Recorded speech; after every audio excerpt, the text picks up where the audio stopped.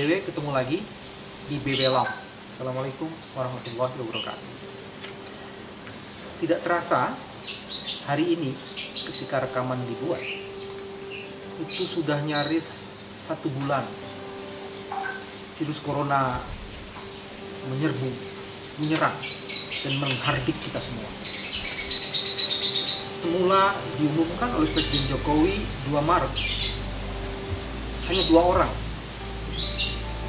Data yang diumumkan kemarin 1 April jam 4 sore, jumlah orang yang infected COVID-19 sudah 1.677, 157 sudah mati atau meninggal dunia, dan 103 sembuh. Jadi yang meninggal jauh lebih banyak dari yang sembuh.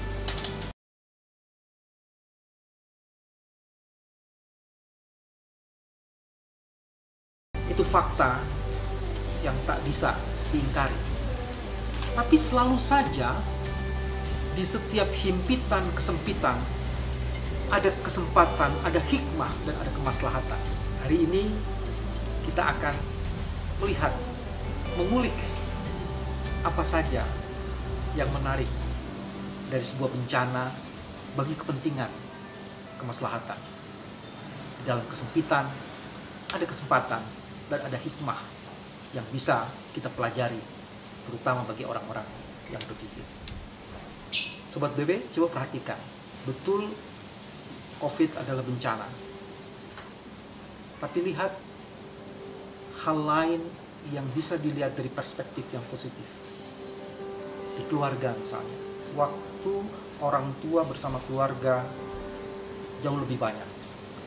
Tentunya bagi mereka yang tidak berada di garda terdepan pemberantasan COVID. Waktu yang banyak di keluarga di sebagian orang itu menimbulkan banyak hal. Satu misalnya, waktu berkumpul menjadi sangat kualitatif. Ada kebersamaan, ada proses pembelajaran, ada saling mengerti, ada saling diskusi, ada memberi masukan, walaupun di sana sini ada kecanggungan dan lain-lain. Tapi yang paling menarik adalah kebersamaan itu disertai juga keinginan untuk selalu bersih. Ada banyak gagasan bagaimana kemudian kebersihan menjadi salah satu pilar yang mulai diperhatikan dan kedepankan. Contohnya, kita sering-sering cuci tangan, kita sering-sering membasuh anggota badan, kita sering-sering mengganti pakaian. Jadi kebersihan menjadi salah satu hal yang sangat penting di dalam keluarga. Bukan hanya itu, ada kecerdasan lain yang muncul. Diterapkanlah SOP. Kalau mau pergi dari rumah harus seperti ini, kalau mau masuk rumah harus seperti ini. Jadi kemudian muncul berbagai aturan-aturan yang ditujukan untuk kepentingan kebersihan dan kemaslahatan bersama. Dilakukan olahraga bersama. Muncul juga gagasan-gagasan bagaimana mengatasi kebosanan di rumah. Bagaimana mengefektifkan dan mengaktifkan waktu luang di rumah supaya benar-benar bisa bermanfaat. Tidak hanya untuk dirinya, tapi juga untuk keluarganya.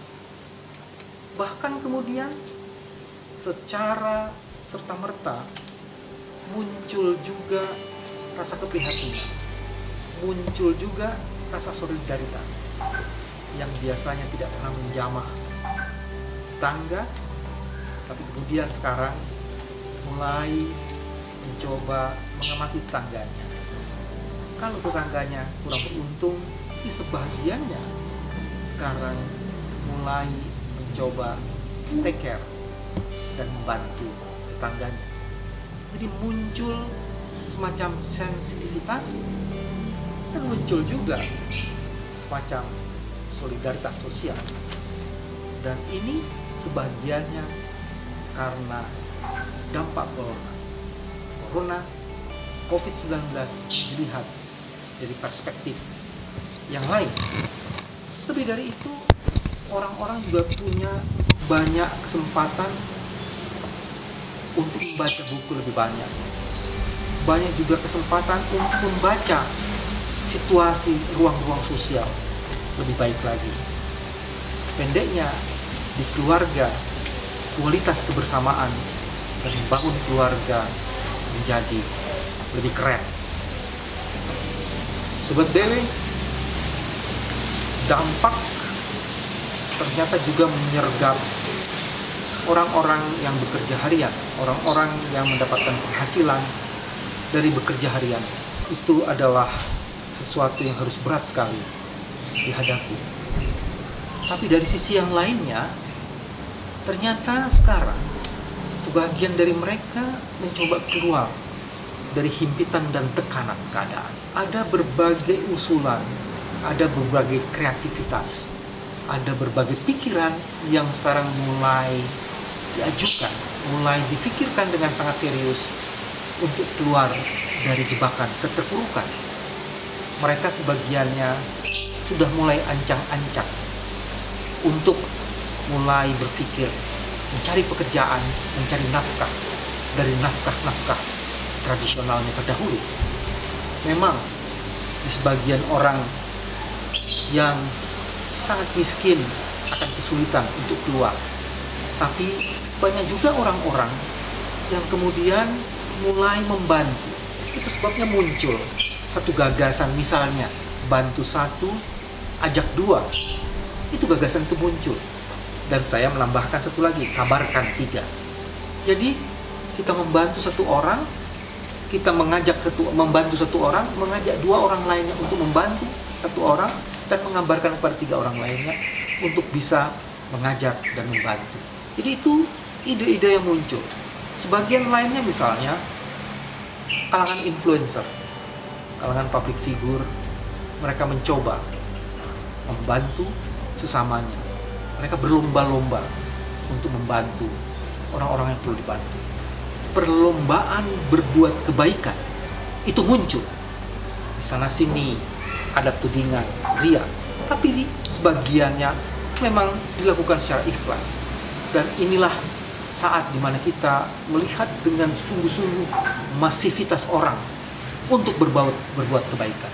Bahkan juga masivitas untuk membuat infak, melakukan donasi, dan membuat berbagai kedermawanan lainnya di seluruh pelosok. Dan kita bersyukur muncul kekuatan itu. Kekuatan kemandirian, kekuatan kebersamaan, kekuatan untuk membantu sesamanya di semua level di masyarakat, saling membantu. Bukankah itu kekuatan yang luar biasa? Ada tiga hal lainnya yang menarik untuk diamati. Pertama, ada kreativitas dan upaya-upaya cerdas untuk membantu orang-orang yang hari ini sedang terlibat secara intens untuk menghadapi COVID-19. Misalnya saja, muncul berbagai kebijakan untuk membantu para dokter dan tenaga medis, memberikan fasilitas untuk menginap, memberikan fasilitas untuk makanannya, menyiapkan seluruh infrastruktur yang diperlukan. Jadi ada bantuan-bantuan itu, menyediakan seluruh transportasinya. Itu menurut saya menarik. Itu bagian yang pertama. Bagian yang kedua, coba perhatikan. Dimanapun di kota besar pada hari ini, maka udaranya jauh lebih segar karena tidak ada polusi. Jadi ini yang menurut saya menarik. Bahkan kemudian kita juga mendapatkan informasi dari berbagai media, binatang-binatang yang tadinya lebih banyak bersembunyi, tapi dengan situasi yang sunyi dan senyap, mereka mulai menampakkan diri. Ada lumba-lumba di laut yang segera menampakkan dirinya, dan berbagai binatang-binatang buas lainnya menampakkan dirinya menghadapi situasi ini. Jadi di dalam senyap itu, kemudian mereka keluar menampakkan dirinya. Yang ketiga yang juga sangat menarik adalah diduga akan muncul banyak kreativitas dalam kontrak entrepreneurship. Karena pada akhirnya orang akan terpuruk jika hanya mengandalkan pekerjaan tradisionalnya. Mereka ingin keluar dari jebakan situasi itu dan kemudian mengerahkan segenap pikirannya untuk membangun entrepreneurship baru. Kalau begitu sebenarnya selamat datang upaya-upaya cerdas untuk kembali membuat dunia ini tersenyum, kembali membuat dunia ini berbahagia. Saya ingin tutup di sini. Boleh saja sejuta kecemasan datang menghadang, tapi ratusan juta harapan bersemayam di tengah kesempitan. Sobat BW, pada akhirnya sudah dikatakan bahwa kita menghadapi 100 tahun pandemi baru yang menghadang dan menyerbu dunia. Karena tahun 1920 pandemi terakhir muncul di dunia, yaitu flu spanyol 1 abad yang lalu.